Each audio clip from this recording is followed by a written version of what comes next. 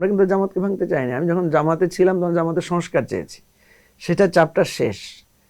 এখন আমরা যখন নতুন রাজনীতি করতে এসেছি, এটা সম্পূর্ণ আপনি দেখবেন এবার যে জুলাই অভ্যুত্থান হয়েছে, আমরা যে প্রপোজিশন দিয়েছি যে নতুন রাজনৈতিক বন্দোবস্ত, নতুন কালচার, আমাদের মানে রাষ্ট্রীয় মূলনীতির মধ্যে পরিবর্তন আনতে হবে, পুরানো রাজনীতি আমরা করব না।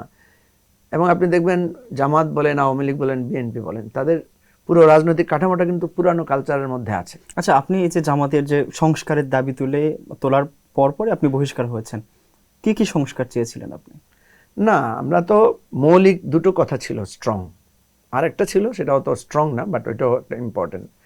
প্রধান ছিল যে জামাতকে একটা পলিটিক্যাল পার্টি হিসেবে পরিপূর্ণ রাজনৈতিক দল আকারে গড়ে তোলা।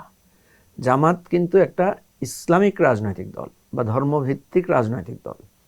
ধর্মভিত্তিক রাজনৈতিক দল হলে যেটা হয় যে সে ফুল ফ্লেজেড পলিটিক্যাল পার্টি আকারে তার আসতে অনেক দ্বিধাসংকোচ তৈরি হয়, তার অনেক ব্যারিয়ার তৈরি হয়। আপনি দেখবেন যে বিএনপি যে কাজটা করছে বা আওয়ামী লীগ যে কাজটা করছে, এটা কিন্তু মানুষ সহজে মেনে নিচ্ছে, কিন্তু জামাত যখন করছে সেটা জামাতকে মেনে নিচ্ছে না। সে ফর এক্সাম্পল ধরেন, বিএনপির লোকেরা তালি দিয়ে মিছিল করছে, বা অমুক ভাই এগিয়ে চলো, আমরা আছি তোমার সাথে, হ্যাঁ, অমুক ভাইয়ের দুই নয়ন, এই ধরনের ব্যক্তি কেন্দ্রিক স্লোগান দিচ্ছে। এটাকে কিন্তু কেউ খারাপভাবে নিচ্ছে না।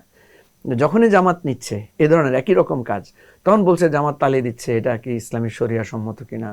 বা কোনো ব্যক্তিকে যখন জামাত ফোকাস করছে, তখন মানুষ প্রশ্ন তুলছে যে এটা ইসলাম সম্মত কিনা। এই ধরনের মানে আদর্শের পরিবর্তে ব্যক্তি পূজা বা ব্যক্তিকে কেন্দ্র করে করা অসুবিধা কি, ইত্যাদিতে নানা প্রশ্ন তুলছে। ঠিক আছে, অর্থাৎ জামাতকে প্রশ্ন করছে অলওয়েজ তার আদর্শের বিচারে, হ্যাঁ, আর বিএনপি আওয়ামী লীগকে করছে রাজনৈতিক কালচারের বিচারে। আমরা এই আলোচনাটা তুলেছিলাম যে জামাতের মধ্যে এই আলোচনাটা হওয়া দরকার, যে আমরা যেহেতু ক্ষমতায় গিয়ে পরিবর্তন করতে চাচ্ছি, মানে জামাতের নীতিতে, যে জামাত চায় কি রাষ্ট্রটাকে একটা আদর্শিক জায়গা থেকে পরিবর্তন করতে। তা আদর্শিক জায়গা থেকে পরিবর্তন করার পথ কিন্তু নির্বাচন না, আদর্শিক জায়গা থেকে পরিবর্তনের পথ হচ্ছে বিপ্লব। তা আপনি যখন, ঠিক আছে, বিপ্লবের পথ বাদ দিয়ে আপনি যখন গণতান্ত্রিক ধারায় যাবেন, তখন সেখানে আপনাকে অনেকগুলো কম্প্রোমাইজ করতে হবে। সেই কম্প্রোমাইজটা কখনো কখনো মনে হবে এরকম যে আপনি আদর্শের সাথে আপনি মানে কি বলছেন, কম্প্রোমাইজ করছেন, মানে আদর্শের সাথে আপোষ করছেন। তো ধর্মীয় আদর্শের সাথে আপোষ করাটা তো মানে থিওলজিক্যাল জায়গা থেকে গুনাহ। সেটা, এই পরিবর্তনটা কি আসলে দলের নাম পরিবর্তনের কথাই শুধু, নাকি দলের আদর্শগত কর্মকৌশলগত, আদর্শগত আমি বলছি কর্মকৌশলগত। সেখানে অনেকগুলো মানে আলোচনা হয়েছিল বিভিন্নভাবে। আমরা বলেছিলাম যে এমনও হতে পারে যে জামাতের একটা হবে ধর্মীয় ভিত্তিক, তাদের যে নৈতিক ট্রেনিং, এটা একটা আলাদা অপশন থাকতে পারে, উইং থাকতে পারে। আর একটা হতে পারে ফুললি পলিটিক্যাল উইং, এখানে শুধু রাজনৈতিক মধ্য দিয়ে আলোচনা হবে। যেমন এবার জামাত দেখবেন নির্বাচনে প্রচুর পরিমাণে তারা ইনক্লুসিভনেস শো করেছে, যেটা তাদের রেগুলার নীতিমালার সাথে মানে যায় না, তাদের আদর্শের সাথে যায় না। যেমন ধরুন, জামাত অতীতে কখনো নারী পুরুষ একসাথে মিছিল করে নাই, নারী পুরুষ একসাথে মিটিং খুব কম করেছে, সাধারণত করে না জামাত, কিন্তু ইলেকশনের সময় তারা করেছে। তার মানে কি, যে ইলেকশনের যে ফরম্যাট, বিএনপি আওয়ামী লীগের যে ফরম্যাট, সেই ফরম্যাটে সে অংশ নিয়েছে। আমার মনে হয় আজ হোক কাল হোক জামাত কিন্তু, আমরা যে পরিবর্তনের কথা বলেছি সেই পরিবর্তন ধারা জামাত আসবে। সেটা দেখি জামাতি ইসলাম নাম রেখে সম্ভব। হয়তো জামাতের নামও বদলিয়ে ফেলবে জামাত, কারণ জামাতের কিন্তু এই ধরনের অনেকগুলো উইং আছে। যেমন আপনি দেখবেন জামাতের শ্রমিক কল্যাণ ফেডারেশন নামে একটা সংগঠন আছে, এখানে আশেপাশে কোথাও কিন্তু ইসলামের নাম নাই। এইভাবে যেমন জামাতের অনেক কালচারাল উইং আছে, সেখানে কিন্তু ইসলামিক নাম ব্যবহার করে নাই জামাত।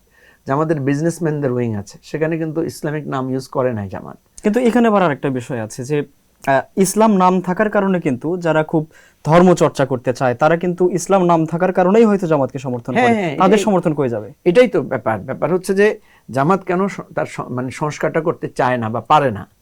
সে চিন্তা করে যে আমি আমার মূল থিওলজি বা আমার মূল মতাদর্শ তো ইসলাম বা মূল আদর্শ তো ইসলাম, তো আমি যদি ইসলামই না থাকে তাহলে ইসলামপন্থী লোকেরা আমার এখানে আসবে কিভাবে।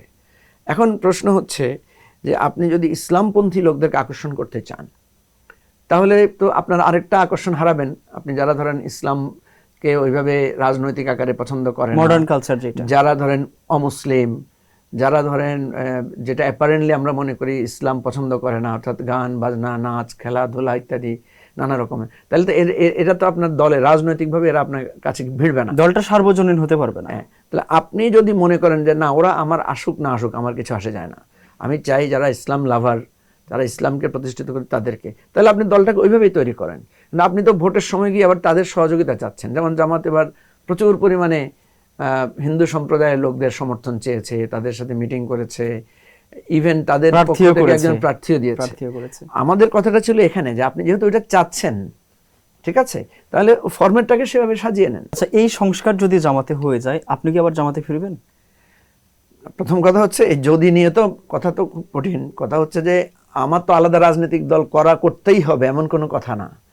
আমাদের লক্ষ্য হচ্ছে, আমাদের স্পষ্ট পরিষ্কার, আমরা একটা কল্যাণমূলক রাষ্ট্র চাই, যে রাষ্ট্রটাতে নাগরিকের অধিকারটা সুনিশ্চিত হবে, এবং এই রাজনৈতিক এই নাগরিক অধিকারটা সুনিশ্চিত হওয়ার জন্য এখানে আদার্স যে বিভেদগুলো আছে এগুলো দূর হবে। এটা যদি আজকে বিএনপি এনশিওর করতে পারে, এটা যদি আজকে আওয়ামী লীগ এনশিওর করতে পারে, তো আমার আলাদা দল করার তো দরকার নাই। সেক্ষেত্রে আমার আর রাজনীতি করারও দরকার হবে না, বা আমি যদি মনে করি যে আমার কাজ হয়ে গেছে তাহলে তো আমি রিটায়ারমেন্টও যেতে পারি। আমি বিশ্বাস করি বাংলাদেশে জামাত একটা ধর্মীয় রাজনীতির আলোকে, সে যে লম্বা জার্নি করেছে, সে যে নানা ধরনের ফাইট করেছে, স্ট্রাগল করেছে, জামাত যদি তাকে সংস্কার করতে পারতো, জামাত আরো 10 বছর আগে ক্ষমতায় চলে আসতে পারতো, জামাত আরো 10 বছর আগে বাংলাদেশের মানুষের সে কাছে যেতে পারতো। কিন্তু আপনি এবার নির্বাচনেও দেখবেন বহু জায়গায় দেখা গেছে যে জামাতের এই অনেক প্রোগ্রেসিভ আইডিয়াগুলোর সাথে আবার তাদের যারা ধর্মীয় বয়ানের উপরে ভিত্তি করে রাজনীতিতে এসেছেন তাদের অনেক বিতর্ক তৈরি হয়েছে। যেমন আপনি এই যে কিছুদিন আগে জামাতের পক্ষ থেকে শহীদ মিনারে যাওয়া হয়েছে, আপনার যে স্মৃতিসৌধে যাওয়া হয়েছে, সেটা নিয়ে দেখবেন প্রচুর বিতর্ক উঠেছে, এবং জামাতের পক্ষ থেকে পরিষ্কার ক্লারিফিকেশন নাই।